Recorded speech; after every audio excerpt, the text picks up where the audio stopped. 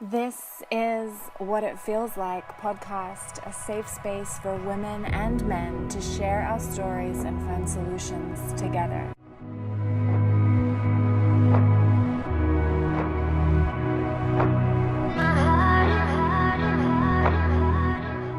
Welcome to What It Feels Like podcast. If it's your first time tuning in, welcome. It's so good to have you here. This is a community both online and in the real world for all of us who are interested and focused on creating a safer, freer, and healthier world for self-expression, sustainable living, sexuality, and living fully empowered, juicy, sovereign lives. We dive into topics around relationships, the Me Too movement, and what's the next step in our personal and collective healing. We talk moon cycles, money, and just getting real with each other all around. If you want to connect beyond this podcast, please head over to the Facebook group, What It Feels Like Community, and you can follow me at Lily Claire Love. Send me a message there. I'll do my bestest best to get back to you all. I love your questions. Your participation in these conversations are important. We're in this together. Thank you for being here.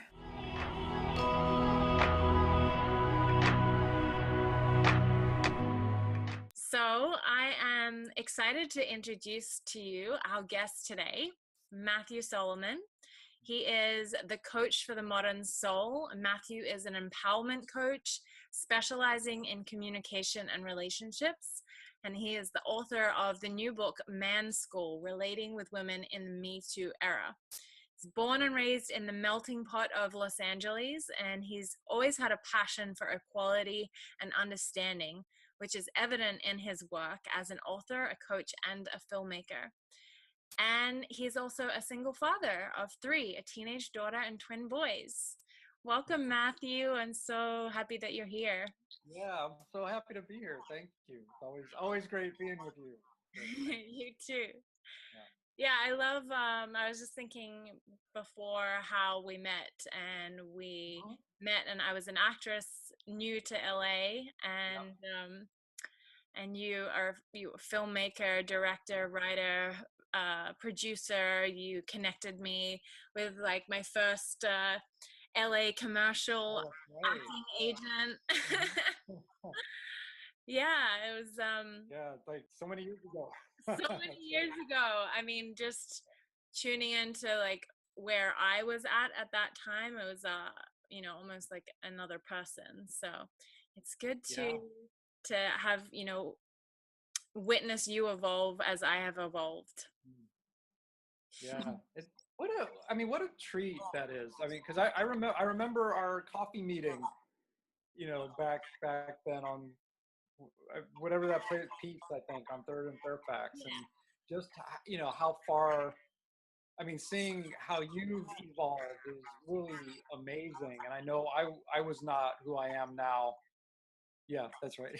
And just to like really be on that journey and to kind of be there and then catch up a year or so later, and then here we are doing very similar work with our commitment to just heal and everything, and it's just really amazing.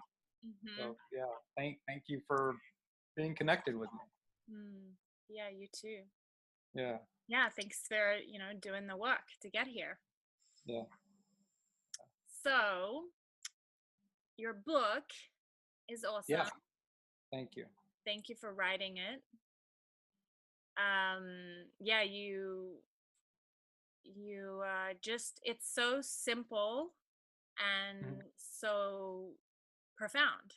You know, it's Mm, it's it's needed, and for you to, you know, be one of the men that stands up and speaks to other men and says, hey, brother, we need to yeah. listen. We need to kind of slow down and change some things and really become more aware of our sisters Mm, is just like very, very, very mm, healing, and I'm really grateful because women, we can, with the Me Too era, obviously the Me Too movement, we can stand up, we can use our voices, we can say hey, we need to be heard, we need to be seen, we need to be held in this. Um, but it's very different when a man stands up for the women and for all of us, and says that to another man. There's a different impact there. So thank you for being one of those. Yeah, my pleasure. And it was definitely not something I I set out to do. It was something that I mean I've been called to do, and because I've been in the conversation and been aware of what women deal with for the most part, and then seeing how men, culturally we're taught that we're right and we're supposed to have the answers and we're supposed to be dominant. And so I would see men, when a woman would share what, her experience, I would see men trying to show her where she went wrong or how she should have done it or could have done it, that it was a misunderstanding, like all of these excuses that we're used to coming up with, and they weren't listening. And so for me, as somebody who listens, I was able to step in and say, no, you're not listening to what her experience is. And I would share what you have shared with me. And a lot of times it would make a difference. Sometimes it didn't. And, that's just how it goes. But I definitely, from a place of love and compassion and understanding, I have felt that I need to be involved in that way. Yeah. Yeah. Yeah, it makes a difference even when it's not always received. It makes a Yeah. difference to the women, even if the men can't Hmm. receive it, you know? Right. Yeah. Yeah. And that was one of the things. Like women, when I would interject into conversations, they women would thank me and ask me to write a book or teach a class or something. And so that's how the book came about, because I started looking at how do I reach more men than just these one-on-one conversations. And it was clear to me that a course probably wouldn't reach as many people as I wanted to, because we tend to be very isolated. And we're not going to reach out for help. We're not going to go show up to some being a man. But if there's a book that I can secretly order on Amazon, or that somebody can give to me and I can read it, in my corner, then I'll get something out of it. And that's how I've done a lot of my work, uh, seminars aside, but just, getting books and reading about it and kind of finding my own way. Wishing there was a community I felt safer in, honestly, to share. Yeah, I mean, one of the privileges that women have over men, I think, is that Mhm. generally it's more accepted that we can come out, we can be heard, we can, have our emotions. Um, yeah, there are more kind of safe spaces and resources for women for that. Yeah. And that is something, as a woman, that I really, um, I really see how difficult it is, like what a hurdle that is, an extra kind of layer it is for men to have to move through. Hmm. Yeah. Yeah. How has it been received by men, like since the book is out? Have you had much feedback from men? Yeah. Well, the men who have read it, the feedback has been really positive. It's um, everything from I had no idea any of this was going on. Thank you for sharing. To I knew about this stuff and you made me think of it differently. So thank you. There's a chapter on how to listen that pretty much everybody has responded to, like, wow, this really is making a difference in my relationship. so from the men who have read it, it's been really positive. There have been men who haven't read it, who have just seen the title or have seen me post videos or comment who are like, "Oh, you're just some, liberal asshole trying to tell me how to live my life." And I'm like, you don't have to do this. I just know that it works because I've tested it. Yeah.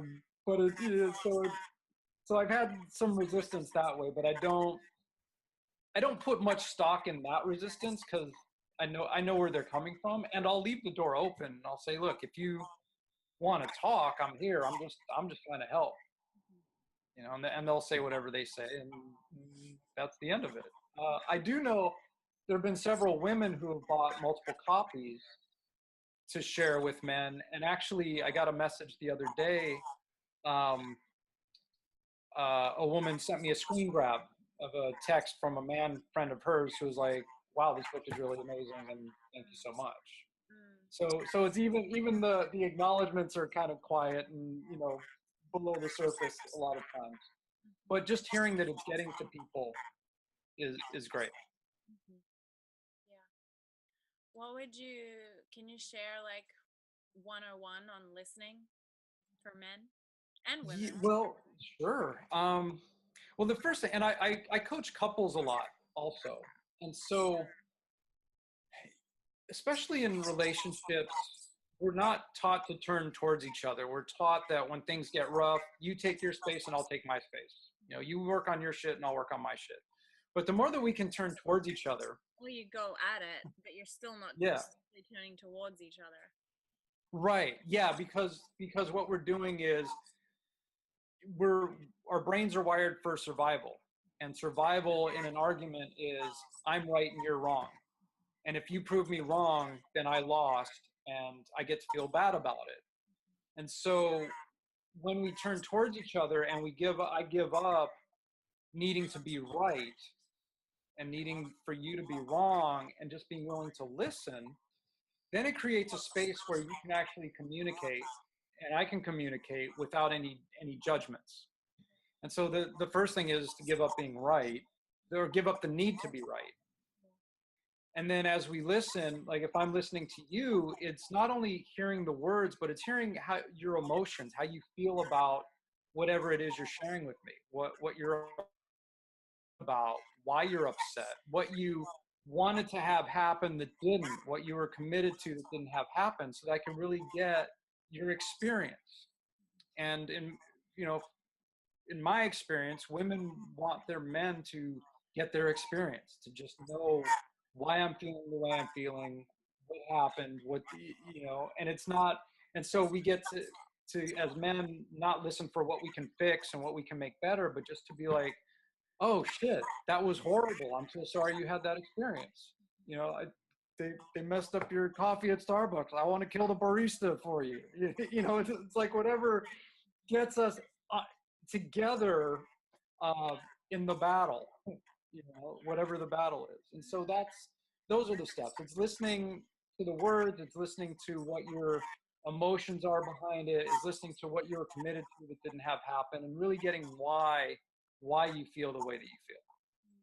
I love that, getting together in the battle. Yeah. Yeah. Yeah. That's been a big thing. There's a a teacher, a therapist, Stan Tatkin, who talks a lot about being in the foxhole together. And when you choose each other and when you choose your relationship,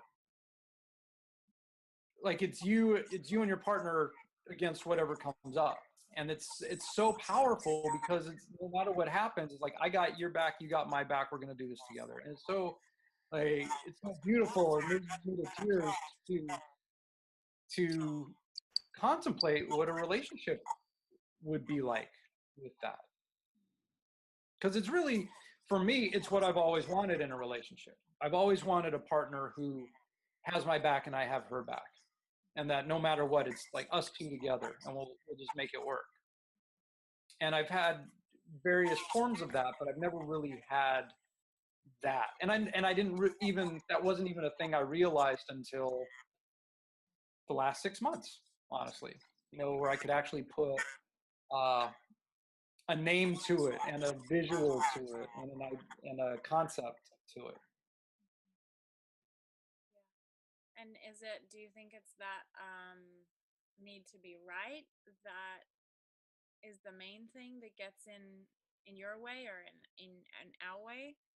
Or is there other things that you're noticing of what keeps us from really turning to each other and being in it together and having each other's backs?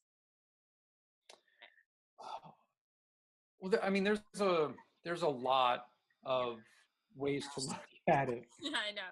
Big word. um, yeah, with couples, when I'm working with couples, and if they're at a point where things aren't working, it's because they're dug in with the having to be right.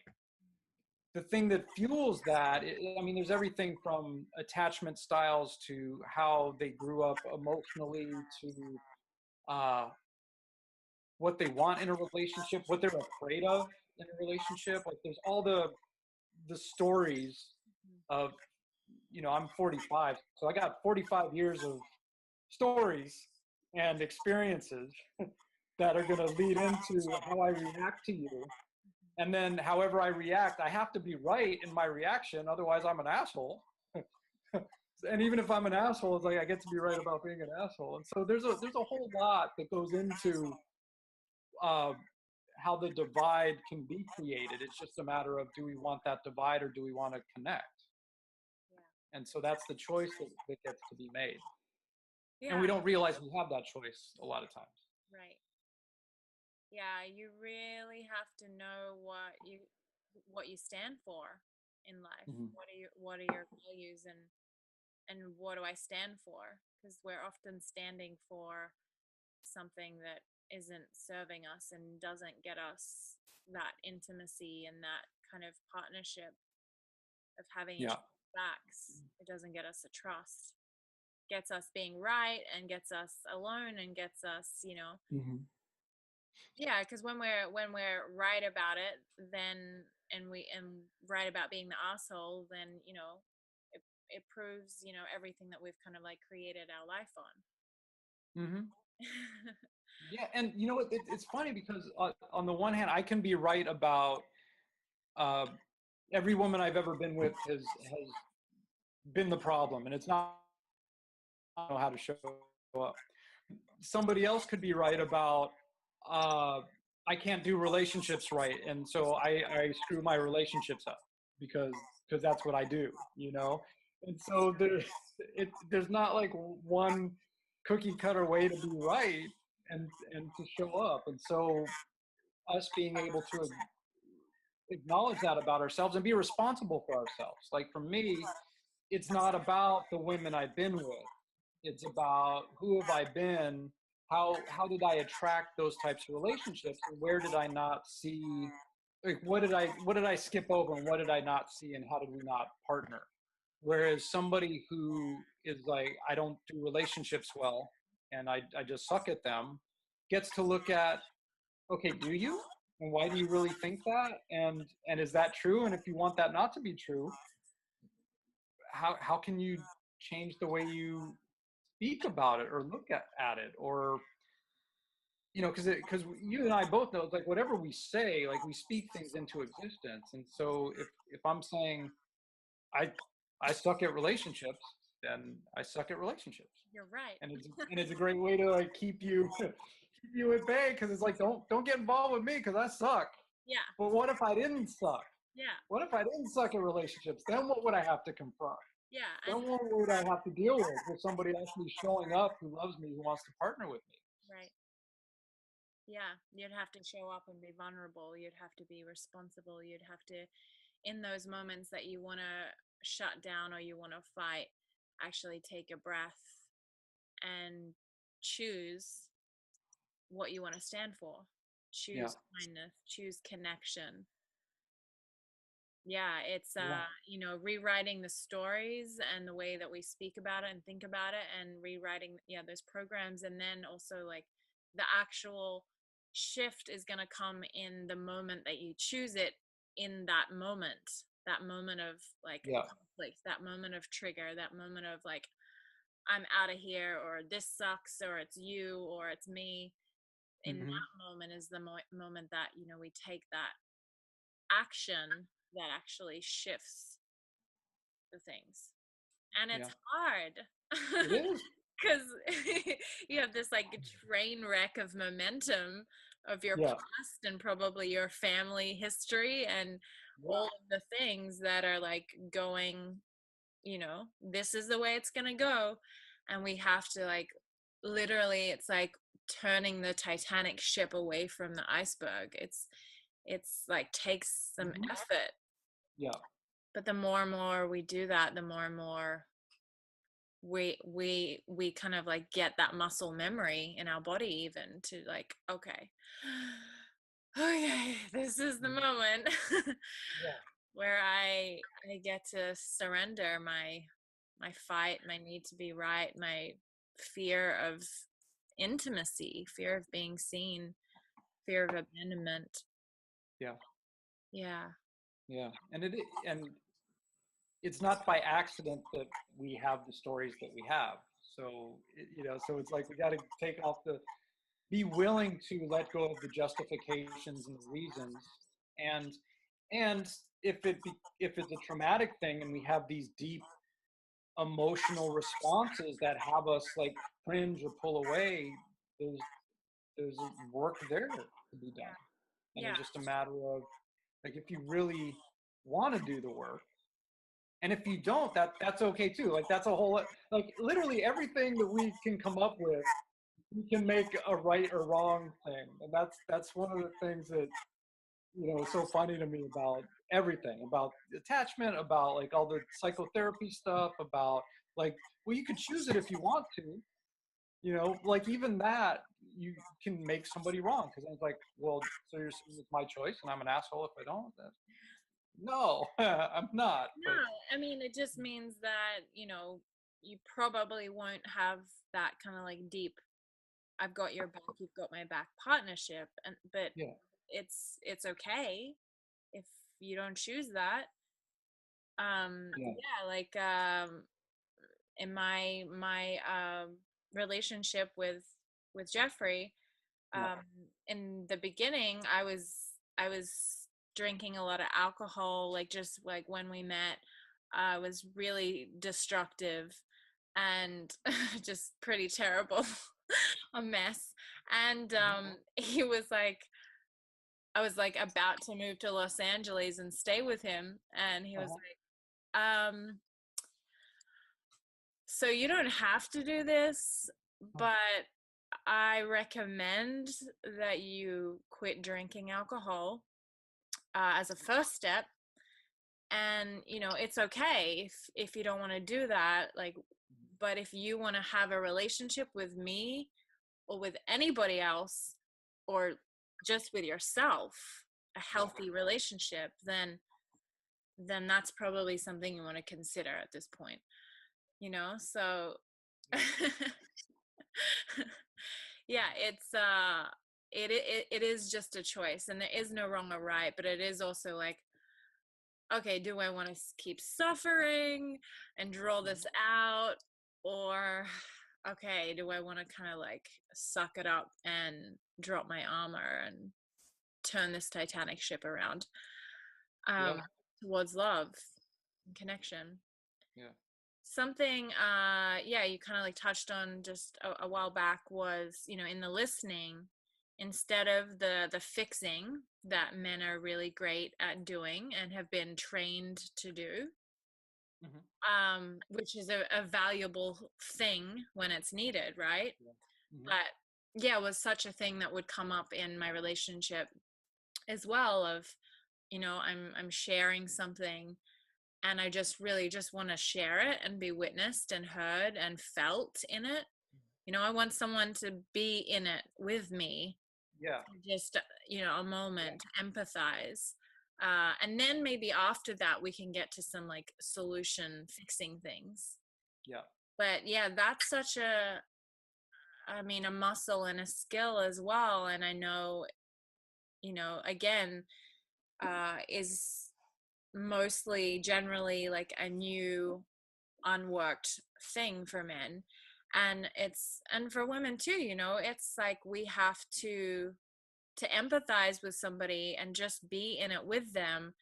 We have to fully be okay with feeling uncomfortable, with feeling emotion, with feeling like maybe there's not an answer, you know, just actually being there in it and being accepting of this is where they are at. And all of, especially in like an intimate partnership, right, it's like the feelings that come along with when you see your partner in pain is like powerlessness. Mm-hmm.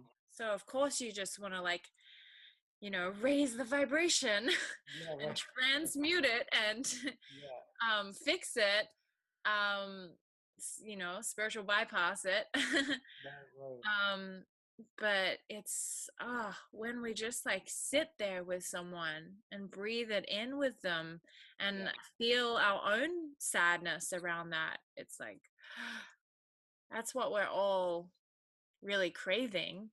Mm-hmm.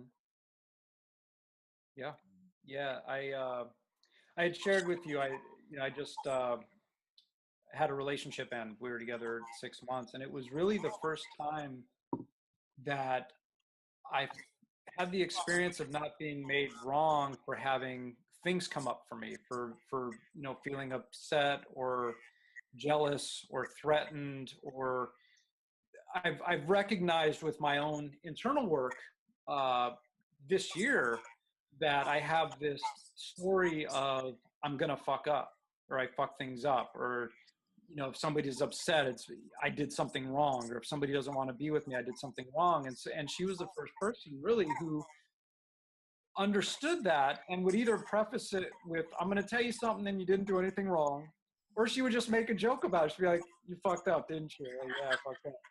And it created like it really was, there was such a space of where I felt just accepted for who I was, that um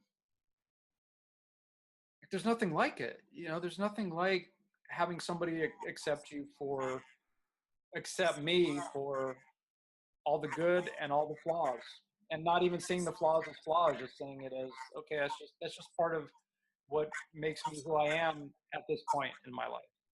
Yeah. And that's something like I'm truly grateful for in that. Um, and my intention was to provide that for her, because she has her own set of things that she's dealing with, and so it was really like, okay, cool, you got your stuff, you need space, great, take your space, just let me know you need space, you take your space and I'll be here. um and so it was really that partnership of working together around whatever our internal nervous systems were doing.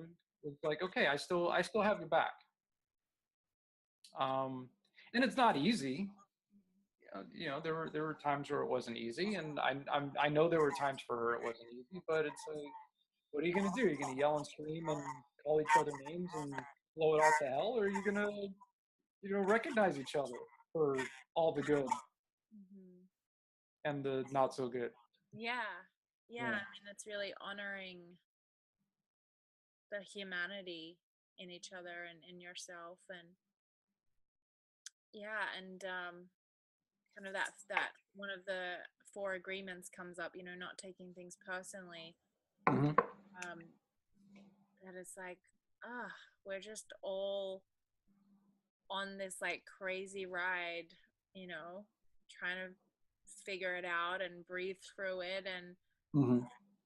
you know, don't want to be alone in it, and also learning, you know, to be sovereign and integrated in ourselves at the same time. And it's just so beautiful when we can meet each other and hold space for each other in that way, and just honor Yeah. honor the ride that you're on, you know. Hmm. Yeah. Yeah. And I think I know the answer, but I was going to say, I don't know about you, but as I do more of this work, the pain that's there for me is the most intense it's ever been. And I'm conscious of it and I'm turning in towards it, and it can really be debilitating at times. And there's part of me that's like, okay, I'm just gonna like lay on my floor and not do anything right now. Um, and so I'm wondering, like for you, how do you deal with that, or how have you dealt with that? Because that's been something that's I've always been able to talk to close friends and everything, but it's been so bad at times where it's like I shared, and I'll share with you, I had called the suicide hotline uh, a, a week ago because I didn't want to talk to anybody that knew me, and I just needed to talk to somebody, and it was that space of this really hurts, and I don't want to be here, but I do want to be here, and I have kids and I have people that care about me, so I don't want to go out like that, and I just have to talk to somebody. And so I did, and I said everything I needed to say, which was great, and he listened, and I felt better. And then he made a bunch of suggestions that I didn't really need because I just needed somebody to hear me. You went to the fixing pot. I did what? You went to the fixing pot. Yeah, right. I was like, I don't need to be fixed. I just need to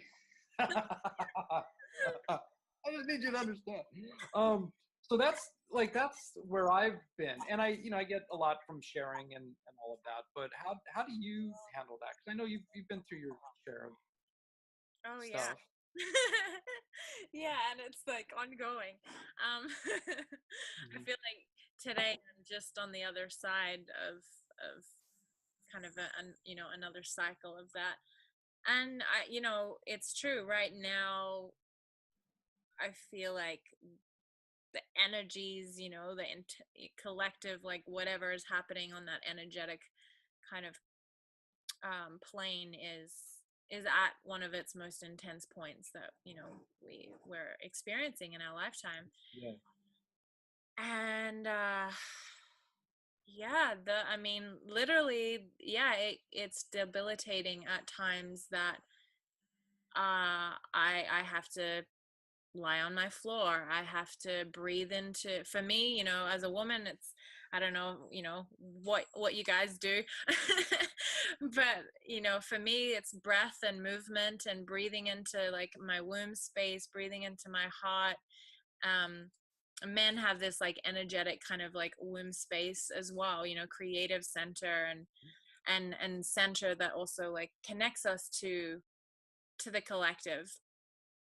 So for me, it's like I have to make that conscious choice to go into it, as you said, like turning into it, and being with it, which is really painful. And I just have to allow myself to cry, and I just have to like literally hold myself and sob and not judge it, just let it be.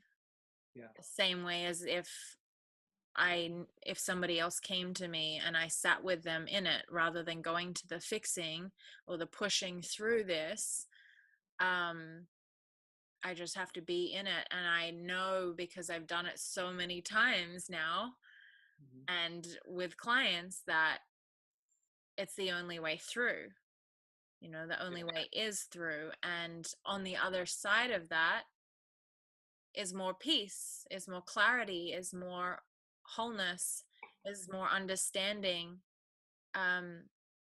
There's still tenderness, but I created like this container where I showed up for myself. And then those parts of me that are scared and sad and lost and feel alone and all of those things, they actually integrate more into me as a whole thing rather than fragments, because I showed up for myself, because I sat there with them, and I didn't try to like fix them or push them away or transmute them. I just was with them. And so it's like they trust me. More of me trusts me. Yeah. And Yeah, I mean that's like the essence of it.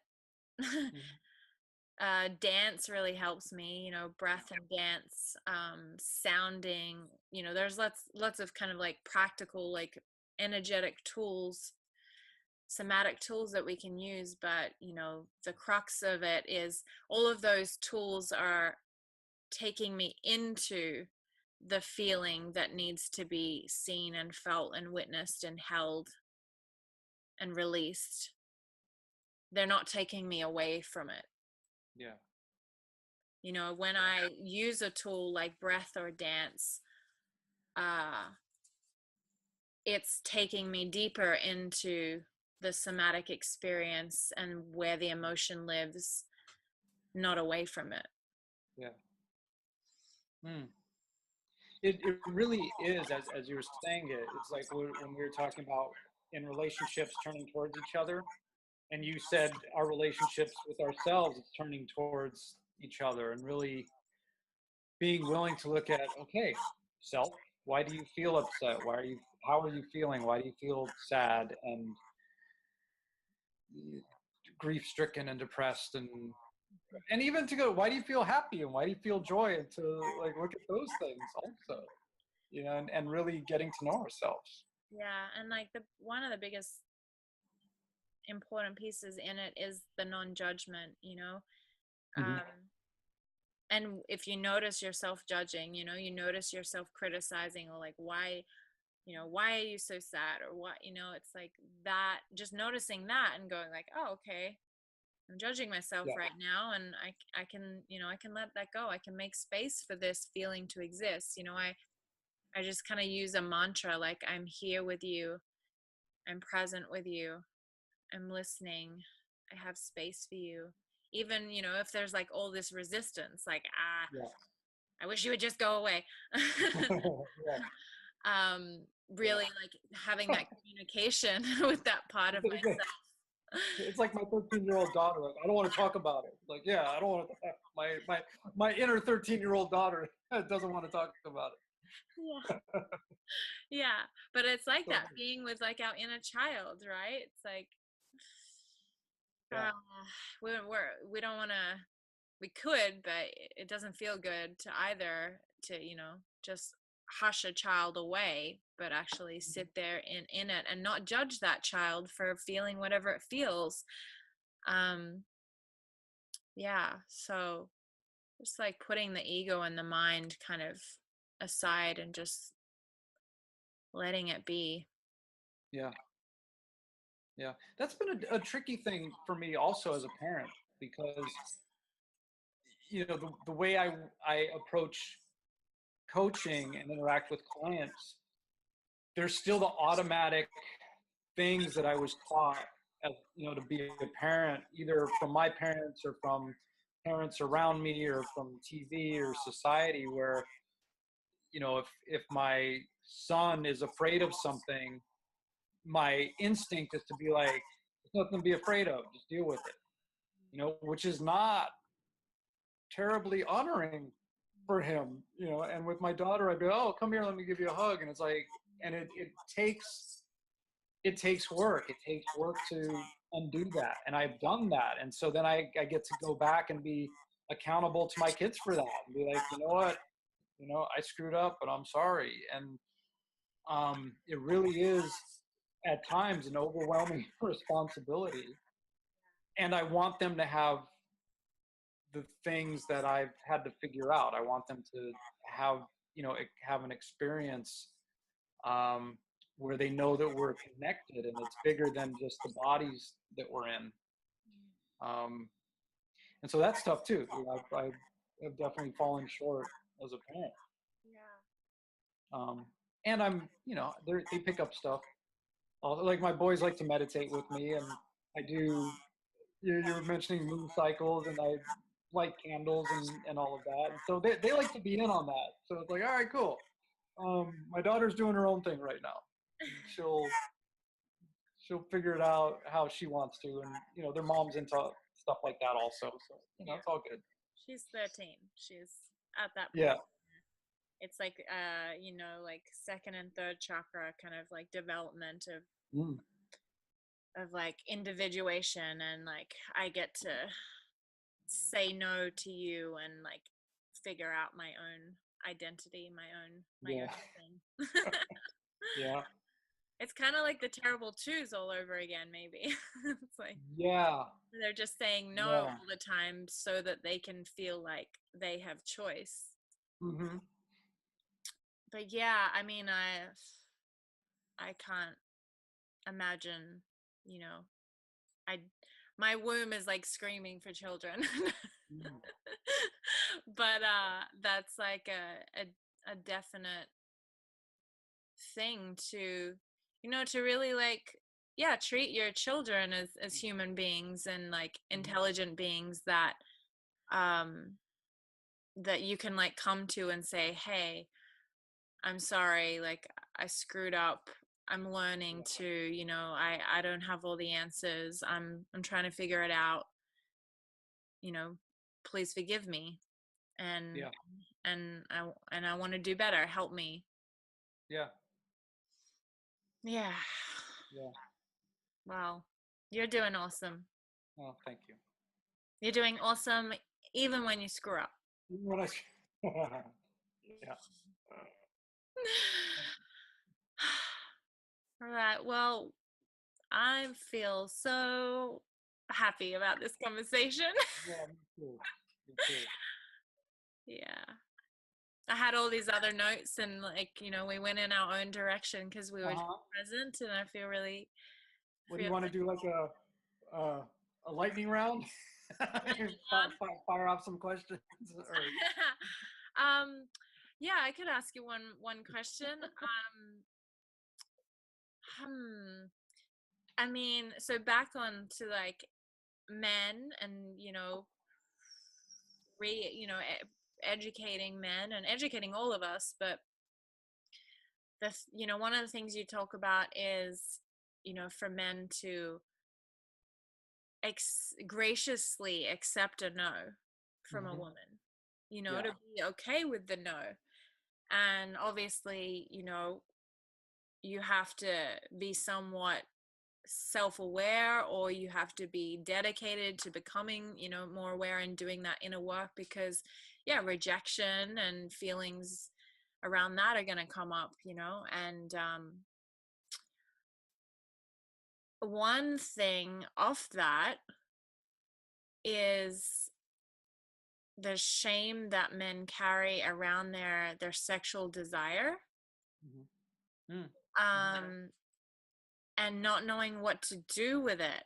And I wonder Yeah. if that's something you can speak to, you know, like, because yeah, you've done some training in tantra, and you touch on that in the book as well, you know. So it's like, I think that's obviously there's the piece around like the abandonment and the rejection and the not good enough, but Mhm. then there's also the piece around the desire and those primal sexual desires, and what do I as a man do with this, you know, if I can't have sex with her. Yeah. Yeah. Wow. Wow. What a great question. I guess I'll work backwards on this. So the relationship that I was in, that just ended, um, the woman I was with was going through dealing with some health issues, and just wasn't able to have sex. And this is the first time, and it's definitely because of my tantra practice and understanding more about, there's so many ways that we get to connect and find intimacy aside from having intercourse. It's the first time that I would go months and be like, yeah, this is fine. I'm totally okay. I'm providing this space for her. This is what she needs. We would find intimacy, like we would go, do five rhythms dance, and we would dance together, and it was intimate as anything. It was incredible what would be created with us dancing together or practicing yoga together. or just sitting on the couch and, eating and watching a movie. And so, back that up a year ago, I never would have thought that would be something I would be okay with.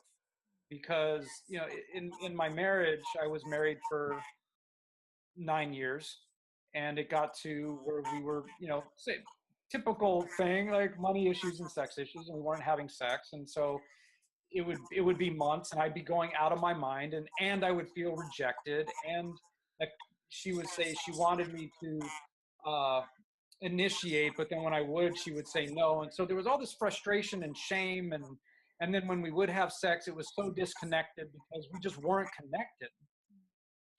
So after that ended, and then I was in a couple of relations after that, I was like, I'm never going without sex again. That's just a non-negotiable, no way. Mm-hmm. And then to be with somebody where I was getting my emotional needs met, I was feeling connection, there was intimacy that was created without having sex. It was like, wow, this is a whole other plane of existing with somebody. And she felt a lot of shame around it and would be like, well, why are you with me? I was like, because we're connected, because I feel connected to you. So we're raised, we're not taught anything. I mean, we're really not like specifically taught anything other than, this goes there, and then that's how you make a baby.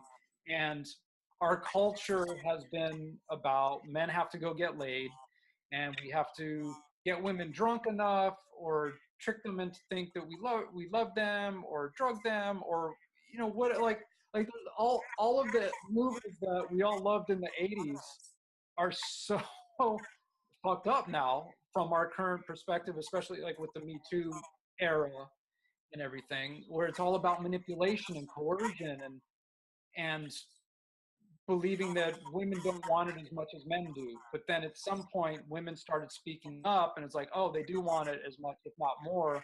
But we're still supposed to go out and pursue and, get laid and get a woman to sleep with us and talk her into bed. And, and so it's all this pursuit that when we don't catch our prey, there's the shame and the grief and the guilt, and what do we do with it? Because it's the only way that we have figured out how to connect. And it's sad, because if we're not getting sex, then we're not connected. If we're not connected, we're alone, and if we're alone, then we're not loved. And it's like being a little child whose mother doesn't pay him attention, leaves him in a corner and doesn't feed him. And that's the experience. And we can't talk to our boys about it, because they'll be like, dude, just go to a bar, just like we can't even get to that conversation. So what do we do with that?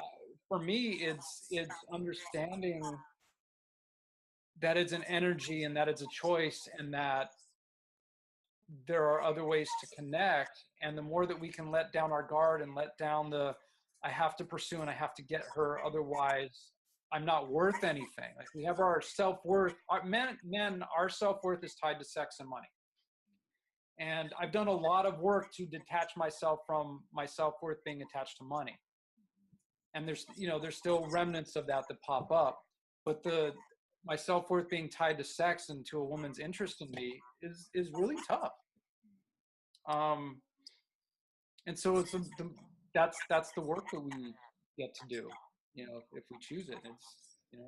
It's not easy, but it's rewarding. It's really rewarding, to not need that validation from somebody else, from a woman, and then, we go on our, Bumble or whatever, and it's like, girl, right, swipe right, woman, somebody like me, we're not matching yet. I haven't matched anybody yet. I was like, fuck, I suck. And that's like what dating is when we're not conscious about people and about our connection with each other. Yeah. I'm so glad you had that experience. Yeah. Thank you for sharing. Yeah, I know I went off a little bit. I No, hope that was it's awesome. It's beautiful. Yeah, I mean, I would just like follow up and yeah, like ask men that are listening to reach out to you. Thank you. Thank you. Yeah.